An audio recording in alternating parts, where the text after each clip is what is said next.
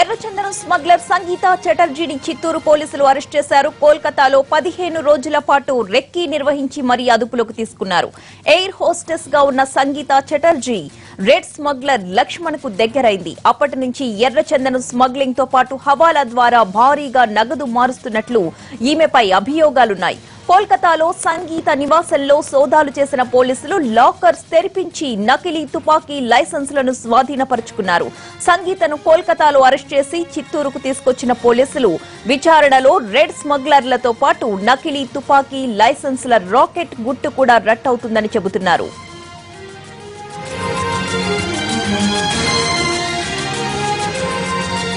కేసుకు సంబంధించిన మరిన్ని వివరాలు మా ప్రతినిధి దామోదర్ అందిస్తారు. దామోదర్, చెప్పండి, ఆమెను ఎప్పుడు కోర్టులో హాజరుపరుస్తారు? ఎర్రచందనం స్మగ్లింగ్ కి సంబంధించి కీలక సమాచారం ఏమైనా తెలిసే ఛాన్స్ ఉందా?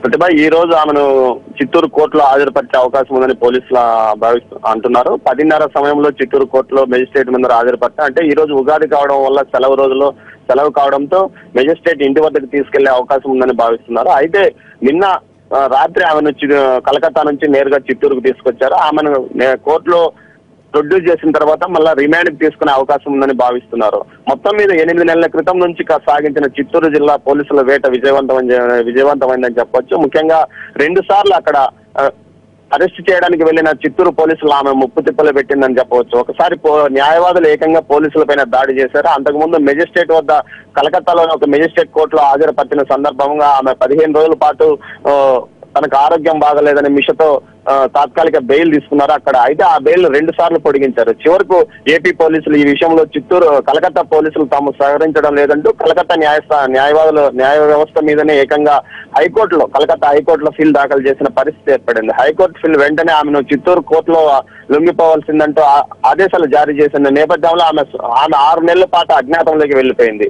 చివరకు చిత్తూరు పోలీసులు తనను ఏమాత్రం పట్టించుకోవడం లేదనే భావన లేక వచ్చిన సంగీత చటర్జీ 15 రోజుల క్రితం అజ్ఞాతం వీడి బయటకు వచ్చిన సమాచారం తెలుసుకున్న చిత్తూరు పోలీసులు కలకత్తాలో 15 రోజుల పాటు రెక్కీ నిర్వహించి ఆమెను నిన్న ఉదయం 11 గంటల సమయంలో అరెస్ట్ చేసి ఆమెను కలకత్తా నుంచి చిత్తూరుకు తీసుకొచ్చినట్టు తెలుస్తుంది. అయితే పోలీసులు ఈ విషయంలో వ్యూహాత్మకంగా వ్యవహరించారని చెప్పవచ్చు. ఇక తాము సంగీత చటర్జీని అరెస్ట్ చేయలేమనే భావనతో తామున్నట్లు ఈ విషయాన్ని సంగీత చటర్జీకి అనుకూలంగా చిత్తూరుతో పాటు కడప జిల్లాలో ఉన్న స్మగ్లర్స్ వద్ద ఈ విషయాన్ని ప్రస్తావించడంతో వారు ఆ విషయాన్ని సంగీత చటర్జీ అనుచరులకు తెలియజేయడంతో ఆమె అజ్ఞాతం వీడి బయటకు వచ్చినట్టు తెలుస్తుంది. అంతేకాకుండా సంగీత చటర్జీ భర్త లక్ష్మణ్ కూడా ఈ విషయంలో పోలీసులు హెచ్చరించినట్లు కూడా తెలుస్తుంది. ముఖ్యంగా హవాలా విషయంలో సుమారు 25 కోట్ల మేర ఆమె ఖాతాల ద్వారా నగదు స్మగ్లర్స్ కు బదిలీ అయింది. ఈ విషయంలో చిత్తూరు కడప జిల్లాలకు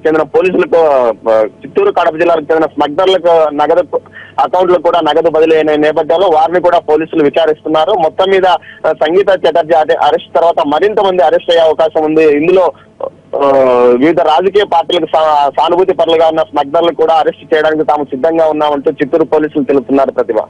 రైట్, థ్యాంక్ యూ దామోదర్.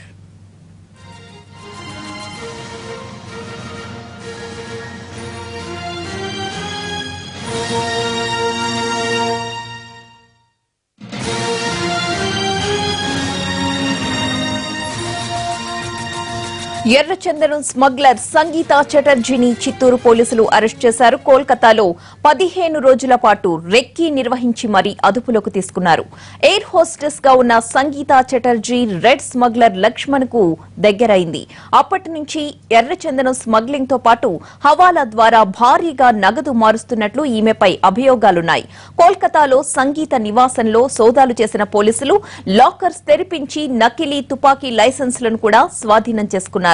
సంగీతను కోల్కతాలో అరెస్ట్ చేసి చిత్తూరు తీసుకొచ్చిన పోలీసులు విచారణలో రెడ్ స్మగ్లర్స్ తో పాటు నకిలీ తుపాకీ లైసెన్సుల రాకెట్ గుట్టు కూడా రట్టవుతుందని చెబుతున్నారు.